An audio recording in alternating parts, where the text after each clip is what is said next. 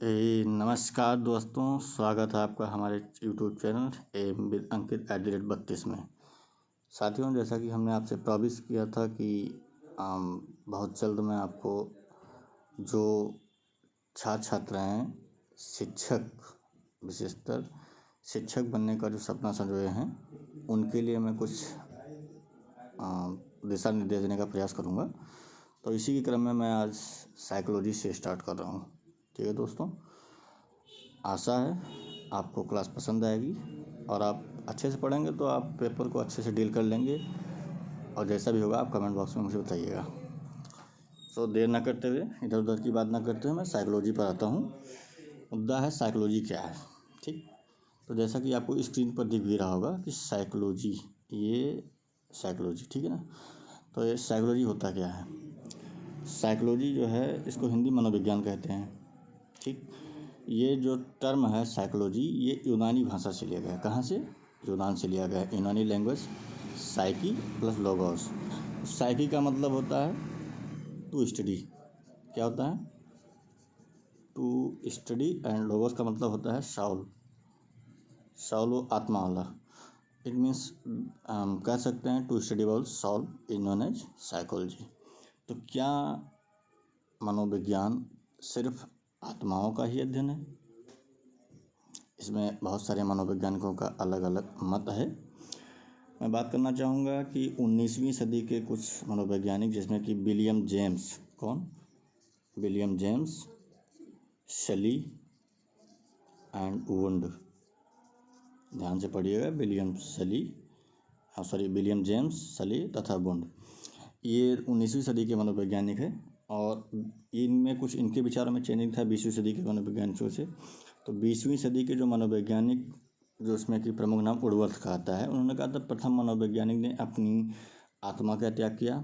ठीक, मैं इसका अभी एनालिसिस भी करता हूँ। पहले क्या किया मनुष्य ने कि आत्माओं को त्याग किया।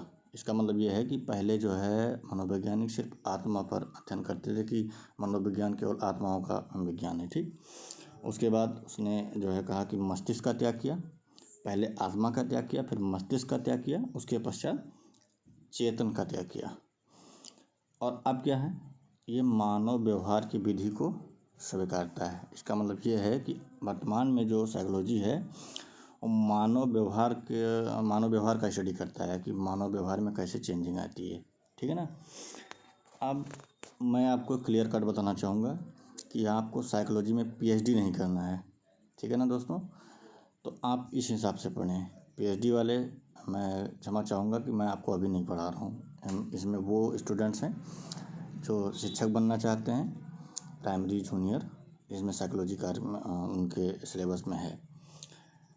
तो आपको साइकोलॉजी पूरा नहीं पढ़ना है। पहली बात तो ये है, आपका एक लिमिटेड सिलेबस है, उस हिसाब से पढ़ना है।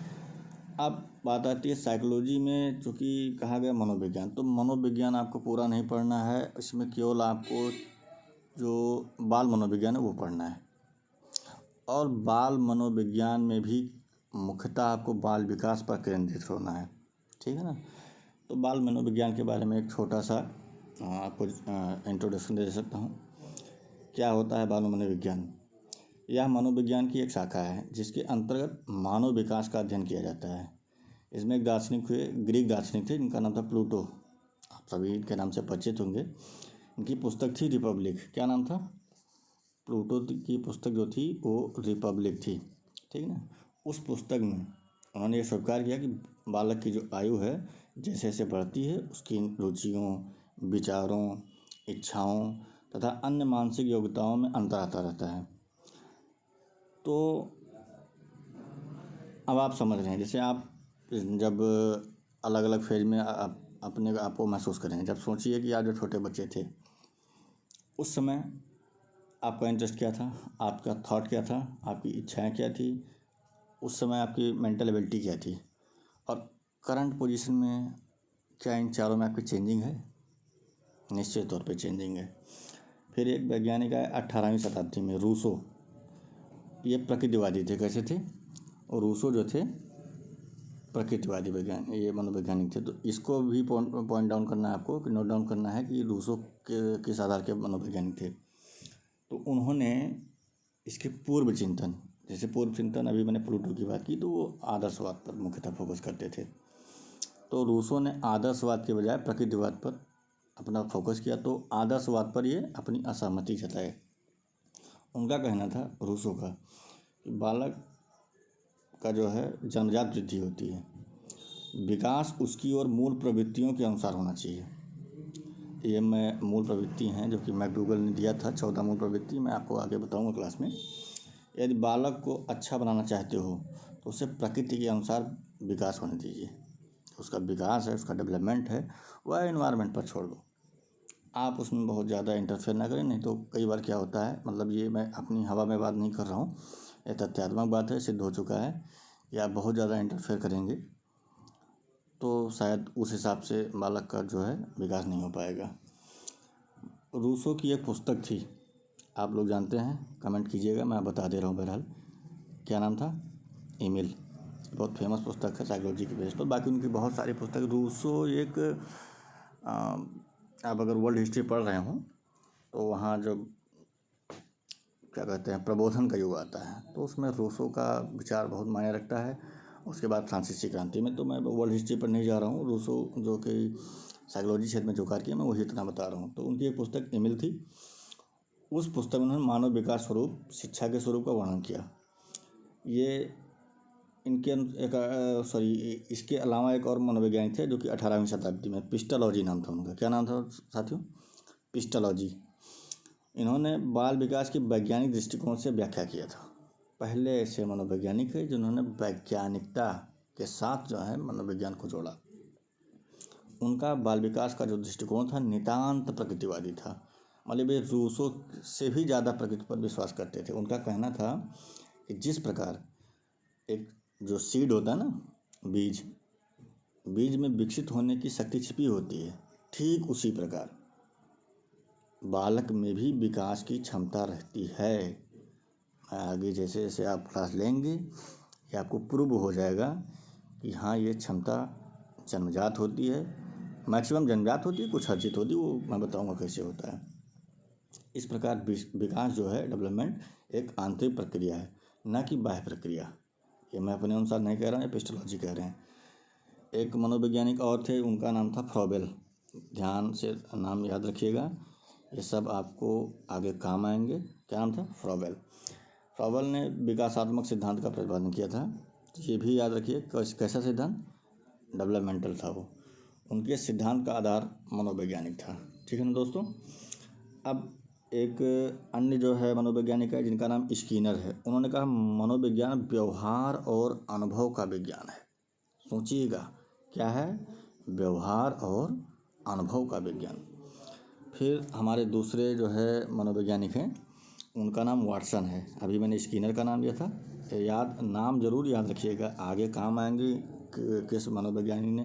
जैसे अभी क्या है, आप नाम याद रखेंगे तो आगे इन्होंने किस सिद्धांत का प्रतिपादन किया, तो ये आपको कम से कम नाम तो याद रहेगा कि आप फलाना का कोई मनोवैज्ञानिक था, तो आपको याद करने में आसानी होगी। तो वाटसन है एक मनोवैज्ञानिक। उन्होंने कहा मनोविज्ञान वह विज्ञान है जो मानव व्यवहार का अध्ययन करता है। ठीक, मानव व्यवहार का। ये 20वीं सदी के हैं। अब बात आती है जो मुख्यतः पढ़ना है आपको, चाइल्ड साइकोलॉजी। ठीक है ना? तो बाल मनोविज्ञान जो है उसके बारे में आपको थोड़ा सा इंट्रोडक्शन दे देता हूँ। बाकी आपको चाइल्ड डेवलपमेंट पर फोकस करना है। बाल मनोविज्ञान का क्या है? मानव जो है उसका विकास गर्भकाल से प्रारंभ होकर और मृत्यु पर्यंत तक चलता है। अर्थात इस प्रकार हम कह सकते हैं जो मनुष्य का विकास होता है और गर्भावस्था में, जब आप कोई संतान अपने माता के गर्भ में होता है तो उसका विकास वहीं शुरू हो जाता है, पालन पोषण, और जब तक वह मिट्टी में नहीं मिल जाता है तब तक उसका विकास होता रहता है। इस प्रकार ये जो विकास है ये गर्भकाल से प्रारंभ होकर मृत्यु पर्यंत तक चलता रहता है। विकास अभिवृद्धि नहीं है, ध्यान रखिएगा। Growth is not equal development. ठीक है ना? अब क्या है, मैं आपको थोड़ा सा बताना चाहूँगा ग्रोथ क्या है। ग्रोथ यदि किसी भी व्यक्ति में क्वांटिटी में चेंज आता है तो वो क्या होगा? ग्रोथ। जैसे आपका वज़न बढ़ गया, आपकी लंबाई बढ़ गई, ठीक है ना, मापा जा सकता है क्वांटिटी में, कितना सेंटीमीटर बढ़ा, कितने ग्राम बढ़ा, कितने किलोग्राम बढ़ा। डेवलपमेंट क्या है? ये क्वांटिटेटिव होता है, गुणात्मक। यदि ग्रोथ क्वांटिटेटिव हो तो ये आपका डेवलपमेंट हो जाता है। जैसे आपका नॉलेज गेन हो रहा है तो ये आपका डेवलपमेंट है। आपका जो है कोई नई चेंजिंग आ गई आपके शरीर में, वो आपका डेवलपमेंट है। अंडरस्टूड। अब बात आती है कि विकास में सभी शारीरिक, मानसिक और संवेगात्मक आदि विशेषताएं सम्मिलित होती हैं जो उसे परिपक्वता की ओर ले जाती हैं। कहाँ तक ले जाती हैं? परिपक्वता की ओर ले जाती हैं। मानव जीवन कई अवस्थाओं से गुजरता है। आपके भी कई फेज हैं। कौन कौन से फेज हैं? जैसे कुछ का मानना है गर्भावस्था से ही शुरू होता है, गर्भावस्था फेज मान लिया जाता है, लेकिन मुख्यतः क्या है? शैशवावस्था। कौन कौन अवस्था? शैशवावस्था, शैशवा और बाल्या, फिर किशोरा और प्रौढ़ावस्था। ये 4 अवस्थाएं मानी गई हैं। इन अवस्थाओं में विकास की गति अलग अलग होती है। आप सोचिए, अगर आप शैशवावस्था के बारे में, आप अपने बारे में तो नहीं जानते होंगे, आप सोचिए कि आपके आसपास कोई ऐसा बालक है जो शिशु है, उसके माइंड को पढ़िए। फिर बाल्यावस्था वाले को आपके एनवायरनमेंट में होगा, उसको देखिए। किशोरावस्था के समय आपको याद होगा कि आपने जब हाई स्कूल इंटर कर रहे होते हैं तो आपने क्या क्या किया था, तो वो आपका आप तुरंत समझ जाएंगे। और वर्तमान में आप प्रौढ़ावस्था में हैं तो आपको स्वयं महसूस हो जाएगा कि ये जो विकास है ये अलग अलग फेज में अलग अलग गति से होता है।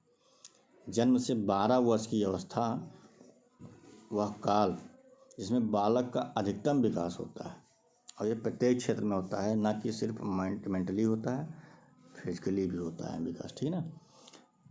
कब? 0 से 12। भाई जन्म कब होगा? जब आपका जन्म होगा तो वो फेज मानने का 0, और जो 12 ईयर, इतना जो एज गैप होता है, 0 से जो 12 साल का उम्र होता है, इसमें जो चाइल्ड का विकास होता है ये बहुत तीव्र गति से होता है, ये सारे क्षेत्रों में, ठीक है ना। लेकिन ये विकास मुख्यतः 2 निर्धारित तत्वों पर डिपेंड होते हैं। कौन कौन है? एक हमारा हो गया एनवायरनमेंट, और एक होता है जेनेटिकल। एनवायरनमेंट का संबंध क्या है? एनवायरनमेंट का संबंध क्या है? वातावरण से। और दूसरा आनुवंशिक। मुख्यतः आपको ये हमेशा ध्यान रखना है, यदि कहीं किसी भी क्वेश्चन में ये आ जाए कि बालक का जो डेवलपमेंट है या ग्रोथ है किस पर डिपेंड है, पढ़ना आपको बालक के ही बारे में है, तो ये क्वेश्चन स्वाभाविक है आएगा, चाहे टेट हो, सीटेट हो, या बीटीसी का एग्ज़ाम है, बीएड का एग्ज़ाम है, सुपर टेट हो, संभवतः हर एक पेपर में आपको इससे रिलेटेड मिलना है। तो आपको केवल 2 ही पॉइंट याद रखना है, एक वातावरण, दूसरा आनुवंशिक। अब ये चीज़ें मैं आपको जैसे जैसे क्लास बढ़ता जाएगा मैं आपको समझाता जाऊँगा। फिर एक मनोवैज्ञानिक जो बहुत ही फेमस हैं, उनका नाम है हर्लाक। हर्लाक ने बाल मनोविज्ञान को स्पष्ट करते हुए कहा कि आधुनिक समय में मुख्यतः बालक के रूप में बालक जिस रूप में दिखाई देता है, व्यवहार, रुचि और उसके उद्देश्य में घटित होने वाले उन विशिष्ट परिवर्तनों की खोज पर विशेष ध्यान दिया जाता है। जिस रूप में वो दिखाई देता है, वो दिखाई तो देता है, लेकिन उसके व्यवहार, रुचि और उद्देश्य में जो चेंजेज आते हैं उसकी खोज पर जो है बाल मनोविज्ञान बहुत ध्यान देता है, जो बालक की एक विकासात्मक अवस्था से दूसरी विकासात्मक अवस्था में जाने पर दृष्टिगोचर होती है। और ये सारी चीज़ें आपको कब दिखाई देती हैं? जब एक फेज से दूसरे फेज में पहुंचेगा, जैसे शैशवा से बाल्या, बाल्या से किशोरा, किशोरा से प्रौढ़ा। इन अवस्थाओं में बाल विकास के साथ ही यह जानकारी प्राप्त करने का प्रयास किया जाता है कि ये परिवर्तन कब और क्यों होते हैं, चाहे ये परिवर्तन वैयक्तिक या सार्वभौमिक। व्यक्ति का संबंध इंडिविजुअल होता है या यूनिवर्सल होता है। तो भाई सीधी सी बात है, किसी बालक, जो कोई बालक है तो उसका विकास, अगर बालक है तो किसी जैसे मान लेते हैं आपके फैमिली में कई बालक हैं, तो हर बालक का अपना अपना विकास का स्तर होगा। तो वो विकास का स्तर किससे प्रभावित है? पहला एनवायरनमेंट, दूसरा जेनेटिकली। लेकिन जो विकास होता है, बालक अगर शब्द का प्रयोग किया जाए, अगर विकास होता है तो क्या वैयक्तिक होता है या सार्वभौमिक होता है? सीधी सी बात है, सार्वभौमिक होता है। फिर एक मनोवैज्ञानिक है, उनका नाम क्रो एवं क्रो था। यहाँ पर ध्यान देने की बात है, क्रो एवं क्रो का मतलब ये कौवा एवं कौवा नहीं है। ये आपको याद ही रखना है। इनके बारे में काफ़ी सारा आपको जानने को मिलेगा और ये बड़ा इंटरेस्टेड मुझे लगता है टॉपिक है। टॉपिक क्या, सिलेबस में जो मेंशन किया गया है चाइल्ड डेवलपमेंट या साइकोलॉजी के बारे में, आपको बहुत ही रुचिकर जानकारी मिलेगी और ये आपके दैनिक कार्य में प्रयोग में आएंगे। आप इसकी मदद से अपने दिनचर्या या अपने आप को सुधार सकते हैं। ये कहीं से आपको अलग से मोटिवेशन सोर्स की ज़रूरत नहीं पड़ेगी अगर आप ये समझ जाएंगे तो क्रो एवं क्रो के अनुसार क्या है बाल मनोविज्ञान? बाल मनोविज्ञान वह विज्ञान है जो व्यक्ति के विकास का वैज्ञानिक अध्ययन गर्भकाल से किशोरावस्था तक करता है। कैसा अध्ययन? साइंटिफिक अध्ययन होना चाहिए। और कहाँ से कहाँ तक? गर्भकाल से, ये अपना गर्भकाल से किशोरावस्था तक। क्रो एवं क्रो के अनुसार किशोरावस्था तक ही अध्ययन होता है। एक अन्य मनोवैज्ञानिक थे जिनका नाम था जेम्स ड्रेवर। क्या नाम था? James Drever.